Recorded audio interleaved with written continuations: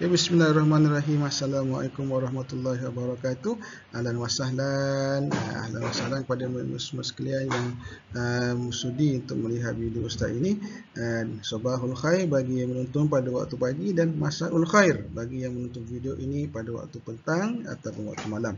Okay, baik, insya-Allah pada hari ini kita akan sambung kembali pembelajaran kita Pendidikan Islam tahun 6 dalam bidang akidah. Tajuknya ialah sifat sama. Sebelum ini kita dah bincang, kita dah belajar berkenaan dengan sifat sama, pengertiannya, dalilnya. Jadi hari ini kita sambung balik apa yang kita dapat pelajari daripada sifat sama Allah Subhanahu Wa Taala. Okey, jadi sebelum itu murid-murid semua bolehlah bersedia dengan buku teks masing-masing pada muka surat halaman 72. Okey, boleh? Okey, boleh eh? Okey, boleh insya-Allah.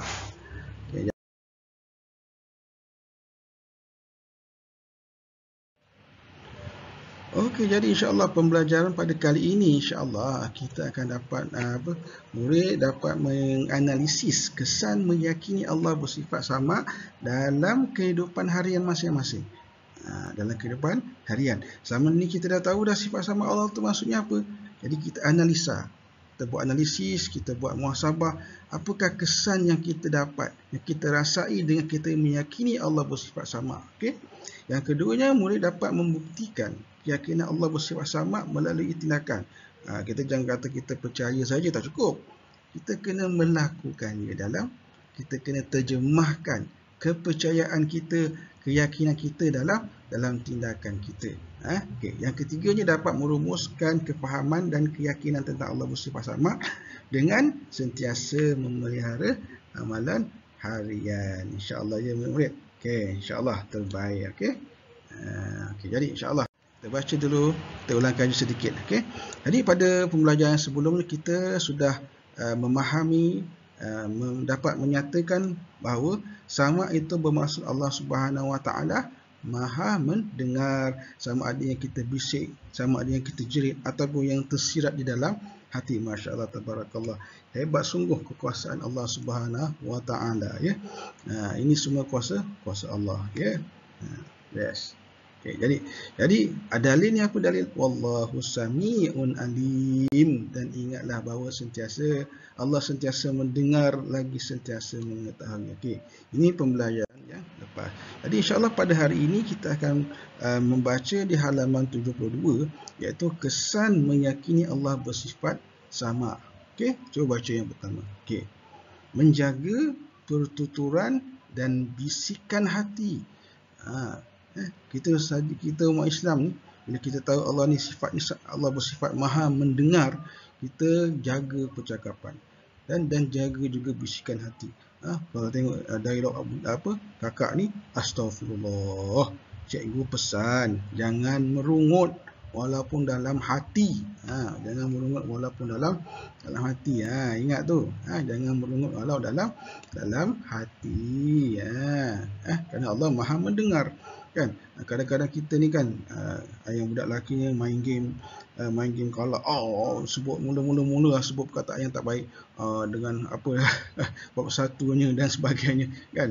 Kalau dah tersebut, ucaplah astagfirullahalazim, ucapkan astagfirullahalazim kan, daripada kita dapat dosa. Mudah-mudahan kita istighfar tu Allah tarik balik kita punya dosa. Okey. Yang kedua, sentiasa berdoa memohon pertolongan Allah. Ya Allah, mudahkan segala urusanku. Ya Allah, lagi-lagi kita tengah dalam keadaan yang sukar, kita dalam keadaan yang susah. Kadang-kadang Allah sengaja bagi kita susah. Percaya tak? Kenapa Allah bagi kita susah sedangkan dia Tuhan Maha mengasihani? Sebab apa? Kan? Ya, kerana Allah Subhanahu Wa Taala nak jadikan kita kuat. Supaya bila kita susah, kita belajar untuk berdikari. Satu, kadang-kadang Allah bagi kita susah supaya apa? Supaya kita kembali kepada Dia. Dia nak dengar rintihan kita. Allah nak dengar rintihan kita. Ya, anak-anak murid sekalian.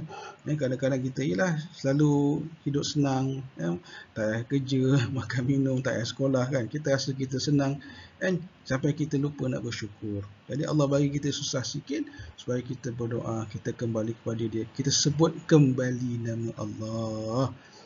Yang ketiga apa dia? Menjadikan bacaan Al-Quran dan zikir sebagai amalan. Ya, banyakkanlah amalan zikir. Lidah kita ni, selama ni kita kata benda yang buruk, kita mengumpat cikgu kita, kita mengumpat orang lain, kita mengumpat jiran kita, kan? Cuba kita banyakkan pula bacaan Al-Quran. Bagi dia. Sebab apa? Sebab apa? Takut lidah kita ni nanti kan, ya Allah, jadikan dia berkata-kata. Lidah berkata-kata. Lidah ni adalah untuk bercakap, tapi lidah tu cakap pula. Lidah kita cakap, wahai Allah, dulu dia cakap benda yang tak baik. Na'udzubillah, di depan dia pada masyarakat nanti, kan? Jadi Allah banyakkan bacaan Al-Quran. Mudah-mudahan lidah kita nanti jadi saksi amalan kita di dunia. Okay? Yang seterusnya, menjauhi maksiat lidah seperti mengeluarkan perkataan yang kotor dan kesat serta mengumpat. Okay? Ya, insya-Allah kesan daripada yakini Allah yang terakhir sekali, hidup kita akan diberkati oleh Allah Subhanahu wa taala. Ya, okey, nuliskan. Okey, boleh ya, insya-Allah. Okey. Sekarang kita cuba fikirkan. Fikirkan apa? Fikirkan apa yang kita, tindakan kita ataupun aktiviti kita yang kita boleh buat kesan daripada kita beriman di depan sifat sama. Okey, pertama dari segi percakapan. Kita boleh buat apa percakapan kita? Ya, pertama kita mulakan dengan cuba menggelar rakan-rakan kita dengan panggilan yang baik-baik. Ini kadang-kadang panggilnya benda yang tak baik. Ya, doa. Itu doa. Kan macam mana kawan kita ni jadi tak baik pakai. Sebab kita hari-hari panggil dia dengan panggilan yang tak baik. Lagi apa lagi kat sini kita tengok. Bercakap perkara yang berfaedah. Okey. Santun terbaik ya kanak-kanak sekalian. Terbaik. Terbaik. Okey. Okey, seterusnya kita tengok pula dalam bahagian berdoa. Apa tindakan kita dalam berdoa? Ya, kita berdoa, kita doa selalu. Doa untuk ibu bapa kita, sama ada yang masih hidup ataupun yang telah meninggal dunia.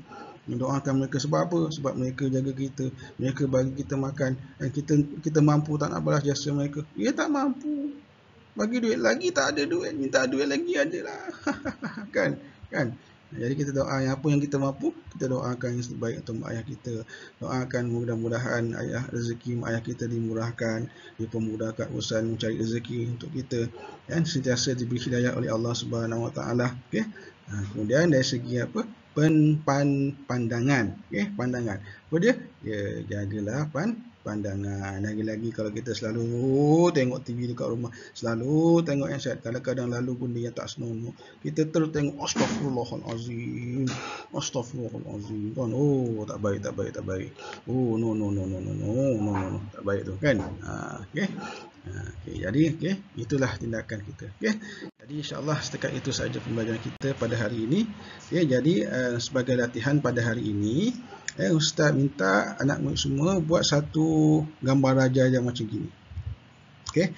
Tulis di atas tu azam saya. Okey. Jadi azam saya, insya-Allah saya akan cakap benda yang baik. Okey. Kemudian azam saya akan saya akan menjaga pandangan saya.